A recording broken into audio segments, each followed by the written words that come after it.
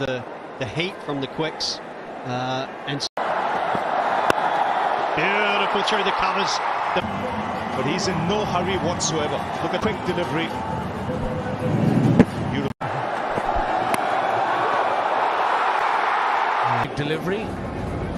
Yeah, there was a over the top. And I think he's bowling too full.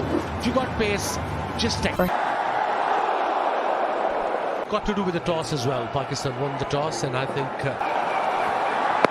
Oh, it's a big shot. It's got to be close. And when the ball goes to the offside, it's close. Set down leg side, and Rizwan was spot on. Nissanka this time. Especially this team, this young team. But first over. Oh, close.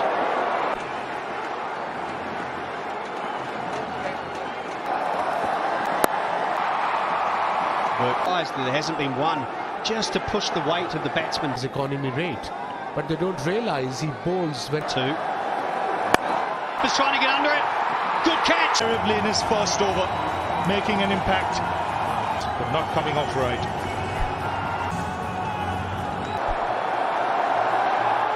Good swing.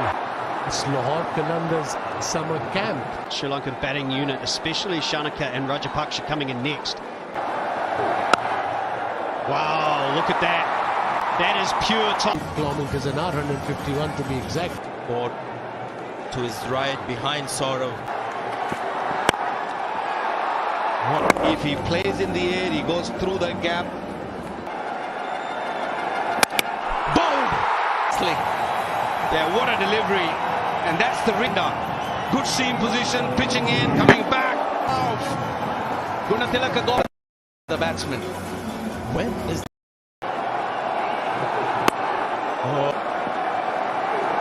another good delivery? I'm taking a review here because this is a big one. Yes. Yes, roll back, roll forward, roll back once, please. Stand by. I will. You are on. Umpire's point of view, he's seen how it so quickly. Mind that it's just run. Catch it! Go! And what he did under pressure. And look at that catch. De Silva, who's looked Bang. And that's the way. right down to very loose clothing. No long but clever shot. Looking at the field. They have taken the pace off the bowler. He saw it. Not a lot of weight to get under. He has one slightly fuller hands. This is in commentary to take it through to the end of the innings. That's swung away. Fine luck was up in the circle. There was no fielder. Oh, good hit. Here's Rauf around the wicket. Fielder, you'd say, slightly slower delivery.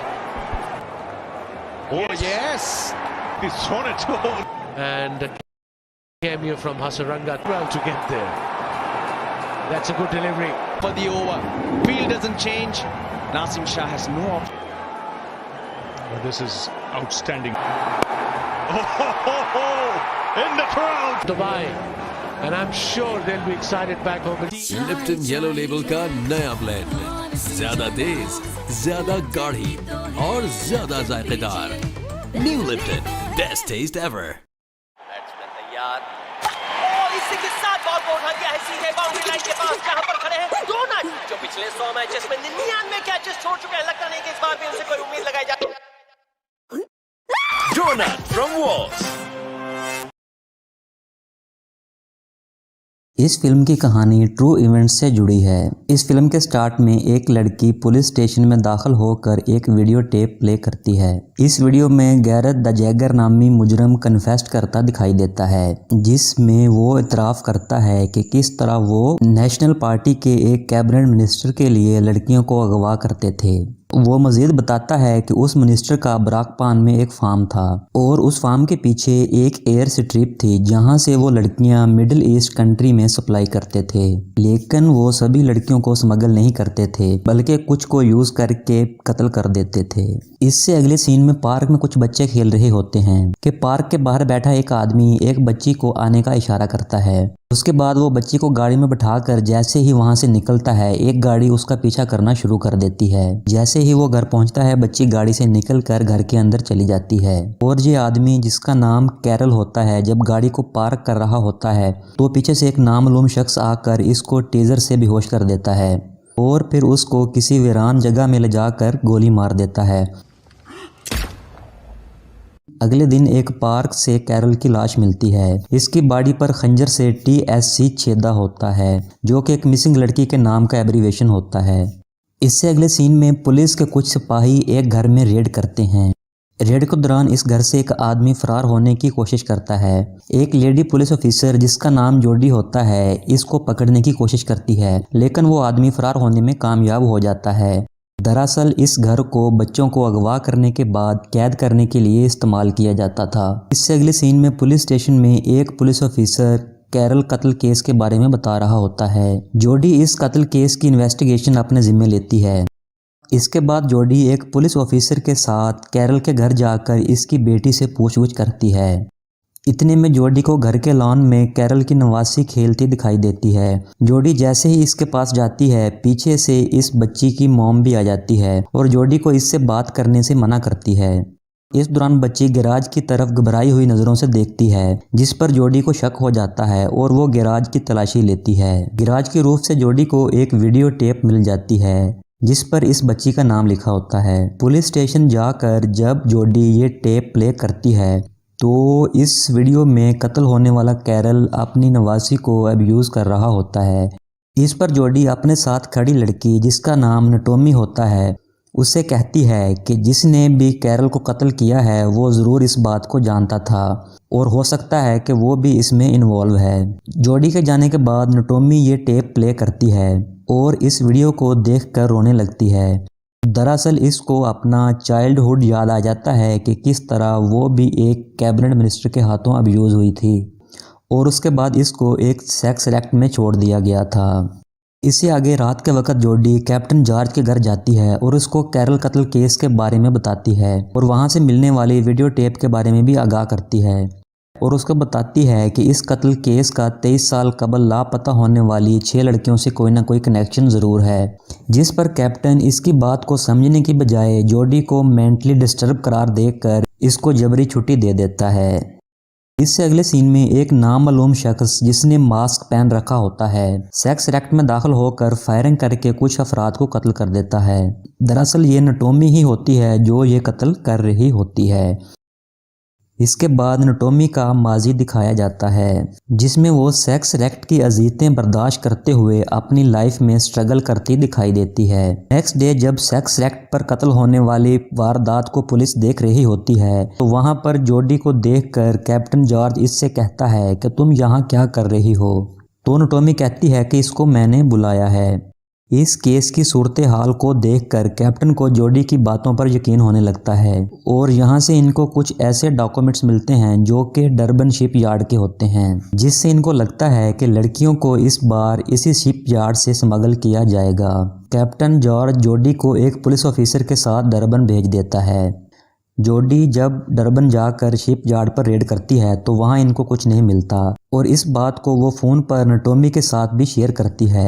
अगले ही दिन ship yard में कुछ लोगों के कत्ल होने की इत्तला मिलते ही जब जोडी वहां पहुंचती है तो सेम पहले कत्ल होने वाले अफराद जैसा केस ही होता है और वहां पर उनको एक कंटेनर से बहुत सी लड़कियां भी मिलती हैं जिनको स्मगल किया जाना था। इससे अगले सीन में सैम्यूल कैप्टन जॉर्ज से कहता है कि हमारे शिप यार्ड वाले रेड के बारे में बहुत ही कम लोग जानते थे, तो कोई हम में से ही ऐसा है जो ये सब कर रहा है और वो यकीनन हमसे 2 कदम आगे है। इससे आगे शिप यार्ड वाली रेड की वजह से शहर के कुछ लोग अरेस्ट होते दिखाई देते हैं जो कि ह्यूमन ट्रैफिकिंग में इन्वॉल्व होते हैं। इस रेड के बाद से सबको नटोमी पर ही डाउट होने लगता है कि इस सब में नटोमी ही इन्वॉल्व है। इसके बाद कैप्टन जॉर्ज जोडी को फौरन अपने घर आने का कहता है। दरअसल कैप्टन डर जाता है कि मेरे घर पर अटैक हो सकता है, इसलिए वो फौरन अपने घर पहुंचता है और जोडी को भी वहां बुलाता है। उसके बाद वो अपनी वाइफ और बच्चों को अपनी वाइफ की बहन की तरफ भेज देता है। यहाँ पर जोडी को एक फ़ोन कॉल आती है जिसमें उसको खबर मिलती है कि सलीम खान को रिहा किया जा रहा है।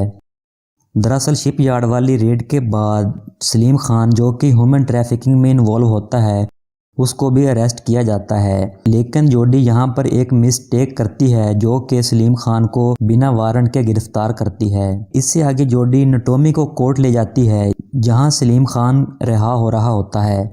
सलीम खान की अदालत से निकलने के बाद ये दोनों सलीम खान की गाड़ी का पीछा करने लगती हैं। इसी दौरान नटोमी अपने जज्बात पर काबू ना रखते हुए रोने लगती है और जोडी उसको बड़े गौर से देख रही होती है और जोडी का शक यकीन में बदलने लगता है कि ये नटोमी ही है जो ये सब कत्ल कर रही है और वो नटोमी से बात शेयर करने की जिद करती है। लेकिन नटोमी इसको कुछ नहीं बताती और गाड़ी को रोकने का कहती है। इस दौरान इनकी गाड़ी सलीम खान की गाड़ी से टकरा जाती है और इनकी कार उल्ट जाती है।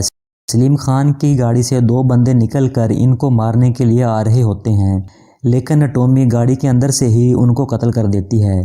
फिर वो अपनी गाड़ी से निकलकर सलीम खान की गाड़ी की तरफ बढ़ती है और सलीम खान को वहां से ले जाती है। इससे आगे जोडी हॉस्पिटल में पड़ी दिखाई देती है। हॉस्पिटल में कैप्टन जॉर्ज और सैम्यूल जोडी से पूछगछ करते हैं कि तुम वहां क्या कर रही थी और तुम्हारे साथ कौन था जिसने सलीम खान के आदमियों को मारा और सलीम खान को वहां से ले गया। लेकिन जोडी यहाँ पर खामोश रहती है। अस्पताल से निकलने के बाद जोडी सीधा नटोमी के फ्लैट पर जाती है और यहाँ से सैम्यूल जोडी का पीछा करना शुरू कर देता है। नटोमी अपने फ्लैट पर नहीं होती, लेकिन यहाँ पर वो एक वीडियो टेप और कुछ डॉक्यूमेंट्स छोड़ जाती है जिसमें कैबिनेट मिनिस्टर के खिलाफ ह्यूमन ट्रैफिकिंग के कुछ प्रूफ होते हैं। इससे अगले सीन में नटोमी सलीम खान के भाई परवाज खान को भी अगवा करती है और इन दोनों को बराकपान वाले फार्म हाउस में ले जाती है। जोडी नटोमी का पीछा करते हुए वहां आ जाती है और जोडी का पीछा करते हुए सैम्यूल भी वहां आ जाता है। लेकिन जैसे ही जोडी फार्म हाउस में दाखिल होती है तो वहां पर उसको सलीम खान और परवाज खान की लाशें मिलती हैं। एन उसी वक्त फार्म हाउस के पास से कुछ गाड़ियां गुजरती दिखाई देती हैं। दरअसल ये वही कैबिनेट मिनिस्टर होता है जो यहाँ पर बाहर के मुल्क से आए डीलर को लड़कियां सप्लाई करने आया होता है। ये लोग जब लड़कियों को प्लेन में बिठा रहे होते हैं तो सैम्यूल पीछे से एक अरबी को पकड़ लेता है और प्लेन से लड़कियों को उतारने का कहता है। इसी दौरान एक स्नाइपर सैम्यूल को शूट कर देता है। जोडी पहले स्नाइपर को ढूंढकर शूट करती है और फिर गाड़ियों पर फायरिंग स्टार्ट कर देती है। इसी दौरान प्लेन टेक ऑफ करने लगता है। जोडी प्लेन को रोकने की कोशिश करती है मगर प्लेन टेक ऑफ कर जाता है। इसी दौरान जोडी कैबिनेट मिनिस्टर के गन के आगे आ जाती है, लेकिन एन उसी वक्त पीछे से नटोमी आकर जोडी को बचा लेती है। मगर दूसरी तरफ से मिनिस्टर के आदमी फायर करते हैं जो कि नटोमी को लगते हैं। इसी दौरान मिनिस्टर वहां से भागने में कामयाब हो जाता है और नटोमी वहां पर मारी जाती है। इससे अगले सीन में मिनिस्टर अपने घर में खड़ा दिखाई देता है और एन उसी वक्त उसके घर में फायरिंग की आवाज आती है। दरअसल जोडी मिनिस्टर के घर पर अटैक करती है और यहाँ पर मिनिस्टर को कत्ल कर देती है और इस बार कत्ल होने वाले इस मिनिस्टर की बॉडी पर नटोमी के नाम का एब्रीविएशन लिखा होता है। इसके बाद जोडी ईरान की तरफ फ्लाई कर जाती है।